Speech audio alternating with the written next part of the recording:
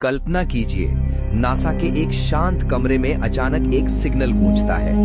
ये सिग्नल किसी उपग्रह का नहीं, बल्कि 40 प्रकाश वर्ष दूर से आ रहा एक ऐसा संदेश है जो विज्ञान की किताबों को फाड़ने के लिए काफी है।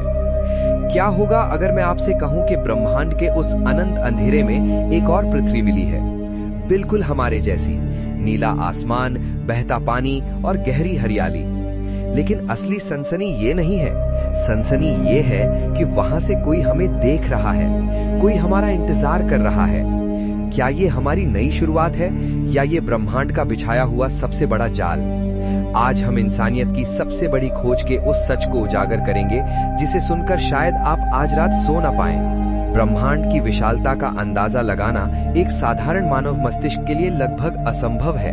हम जिस आकाशगंगा में रहते हैं उसमें अरबों तारे हैं और हर तारे के चारों ओर ग्रह चक्कर काट रहे हैं। वैज्ञानिकों ने अब तक हजारों एक्सोप्लैनेट्स की खोज की है, लेकिन केपलर 186f और प्रोक्सिमा सेंटोरी बी जैसे ग्रहों ने हमेशा उम्मीद जगाई। मगर हाल ही में मिली ये नई जमीन, जिसे वैज्ञानिक अर्थ 2.0 कह रहे हैं, उन सब से अलग है। ये ग्रह अपने तारे से बिल्कुल उतनी ही दूरी पर है जिसे वैज्ञानिक गोल्डीलॉक्स जोन कहते हैं। गोल्डीलॉक्स जोन का मतलब है ना बहुत ज्यादा गर्मी, ना बहुत ज्यादा ठंड। ये वो क्षेत्र है जहां पानी तरल अवस्था में रह सकता है। लेकिन इस ग्रह की खोज की कहानी बड़ी अजीब है। जब हबल और जेम्स वेब टेलीस्कोप ने इसकी तस्वीरें ली, तो उन्होंने पाया कि इस ग्रह का वायुमंडल बिल्कुल हमारी पृथ्वी जैसा है।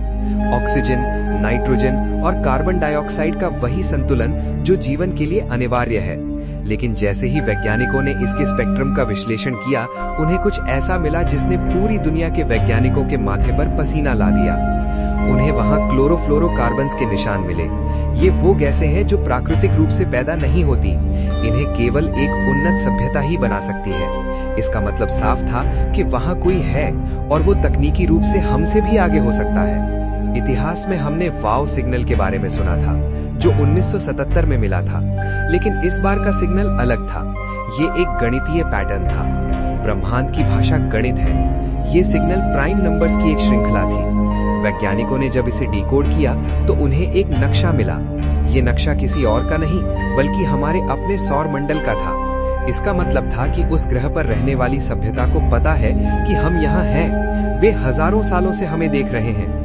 अब सवाल उठता है कि वो जीव कैसे दिखते होंगे। जीव विज्ञान के अनुसार किसी ग्रह पर जीवन वहां के गुरुत्वाकर्षण पर निर्भर करता है। अगर उस ग्रह की ग्रेविटी पृथ्वी से ज्यादा है तो वहां के जीव छोटे और बेहद शक्तिशाली हड्डियों वाले होंगे, और अगर ग्रेविटी कम है तो वे लंबे और नाजुक होंगे। लेकिन अर्थ 2.0 की ग्रेविटी लगभग हमारे जैसी है। इसका अर्थ ये है कि वहां के निवासी शायद दिखने में काफी हद तक हमारे जैसे ही हों, लेकिन उनके पास एक्स्ट्रा सेंसरी परसेप्शन जैसी शक्तियां हो सकती हैं। डार्विन का सिद्धांत कहता है कि जो जीव अपने वातावरण के अनुसार खुद को ढाल लेता है वही बचता है। क्या वे जीव हमसे बेहतर तरीके से विकसित हुए हैं? क्या वे हमारे पूर्वज हैं जो लाखों साल पहले पृथ्वी छोड़कर चले गए थे? या वे वो प्राचीन अंतरिक्ष यात्री हैं जिनका जिक्र हमारी पुरानी सभ्यताओं की गुफाओं में मिलता है? लेकिन वहां पहुंचना इतना आसान नहीं है। ये ग्रह हमसे 40 प्रकाश वर्ष दूर है। हमारी आज की सबसे तेज रॉकेट तकनीक से भी वहां पहुंचने में लाखों साल लग जाएंगे। भौतिकी के अनुसार हमें वर्म होल या वार्प ड्राइव जैसी तकनीक की जरूरत होगी। ये अंतरिक्ष के समय को मोड़ने जैसा है। आइंस्टीन के थ्योरी ऑफ रिलेटिविटी के अनुसार स्पेस और टाइम जुड़े हुए हैं। अगर हम उस ग्रह तक पहुंचने का रास्ता खोज भी लें, तो मनोवैज्ञानिक रूप से एक इंसान के लिए ये सफर कैसा होगा? कल्पना कीजिए कि आप एक ऐसे मिशन पर हैं जहां से वापसी संभव नहीं है। आप अपने परिवार, अपनी यादों और अपनी जमीन को हमेशा के लिए पीछे छोड़ रहे हैं। इस अकेलेपन का असर मानव मस्तिष्क पर क्या होगा? वैज्ञानिकों का मानना है कि इंटरस्टेलर ट्रैवल के दौरान इंसान डीप स्लीप या हाइबरनेशन में होगा। लेकिन जब आप जागेंगे और उस नई दुनिया के तट पर कदम रखेंगे, तो क्या वहां आपका स्वागत फूलों से होगा या लेजर हथियारों से? स्टीफन हॉकिंग ने हमेशा चेतावनी दी थी कि हमें बाहरी दुनिया से संपर्क करने में सावधानी बरतनी चाहिए। कोलंबस जब अमेरिका पहुंचा था, तो वहां के मूल निवासियों के लिए वो एक खोज नहीं, बल्कि विनाश की शुरुआत थी। क्या अर्थ 2.0 के निवासी भी हमारे साथ वही करेंगे? जब हम इस नई दुनिया की सतह से गहराई से झांकते हैं, तो हमें कुछ ऐसी संरचनाएं दिखाई देती हैं जो प्रकृति की देन नहीं हो सकती। वैज्ञानिकों ने अर्थ 2.0 की सतह पर विशाल धात्विक पिरामिड और ऐसी मीनारें देखी हैं जो बादलों को चीरकर अंतरिक्ष तक पहुंचती हैं। ये शायद स्पेस एलिवेटर्स हैं, एक ऐसी तकनीक जिसकी कल्पना हमने अपनी साइंस फिक्शन फिल्मों में की थी। लेकिन यहाँ एक और पेचीदा सवाल उठता है, फर्मी पैराडॉक्स। अगर ब्रह्मांड में जीवन इतना आम है तो अब तक उन्होंने हमसे संपर्क क्यों नहीं किया? शायद इसका जवाब ग्रेट फिल्टर थ्योरी में छिपा है। ये थ्योरी कहती है कि हर उन्नत सभ्यता एक ऐसे बिंदु पर पहुंचती है जहां वो या तो खुद को नष्ट कर लेती है या फिर एक ऐसे स्तर पर पहुंच जाती है जहां वो छोटी सभ्यताओं जैसे हमसे संपर्क करना जरूरी नहीं समझती। क्या अर्थ 2.0 के निवासी हमें सिर्फ एक प्रयोग की तरह देख रहे हैं, जैसे हम एक लैब में चींटियों के घर को देखते हैं? खगोलविदों का मानना है कि इस ग्रह के चारों ओर एक डायसन स्फीयर बनाने की कोशिश की जा रही है। ये एक विशाल ढांचा होता है जो पूरे तारे की ऊर्जा को सोख लेता है। यदि ये सच है तो हम एक ऐसी सभ्यता के बारे में बात कर रहे हैं जो टाइप 2 कार्बाशेव स्केल पर आती है, यानी वे हमसे लाखों साल आगे हैं। अब सबसे बड़ा सवाल, वो कौन है जो हमारा इंतजार कर रहा है? शोधकर्ताओं ने इस ग्रह से आने वाले रेडियो सिग्नल्स में एक अजीब सी धड़कन महसूस की है। ये धड़कन एक संदेश है जो बार बार दोहराया जा रहा है। डिकोडिंग के बाद पता चला कि ये एक आमंत्रण है, लेकिन इतिहास हमें सिखाता है कि हर आमंत्रण दोस्ती के लिए नहीं होता। जरा सोचिए, अगर वे हमारे पूर्वज हैं। एक थ्योरी है जिसे पैंसपर्मिया कहा जाता है। इसके अनुसार पृथ्वी पर जीवन के बीज अंतरिक्ष से आए थे। क्या ये संभव है कि लाखों साल पहले अर्थ 2.0 से कोई उल्कापिंड पृथ्वी पर गिरा और हम उन्हीं की एक शाखा हैं? यही कारण है कि वे हमें देख रहे हैं। वे देख रहे हैं कि क्या हम इतने परिपक्व हो गए हैं कि हम ब्रह्मांडीय समुदाय का हिस्सा बन सके। लेकिन हमारी आज की स्थिति, युद्ध, प्रदूषण और लालच शायद उन्हें डरा रही है। वे हमारा इंतजार कर रहे हैं, लेकिन शायद एक चेतावनी के साथ। वैज्ञानिकों का एक गुट मानता है कि वे जीव शारीरिक रूप से मौजूद नहीं हैं। वे डिजिटल चेतना बन चुके हैं। उन्होंने अपने दिमाग को मशीनों और क्लाउड सर्वर में अपलोड कर लिया है। वे अमर हैं। उनके लिए समय का कोई महत्व नहीं है। उनके लिए 1,00,000 साल सिर्फ एक पल के बराबर है। और यही कारण है कि वे इतनी शांति से हमारा इंतजार कर रहे हैं। 2045 तक नासा और निजी अंतरिक्ष कंपनियां एक इंटरस्टेलर प्रोब भेजने की योजना बना रही हैं।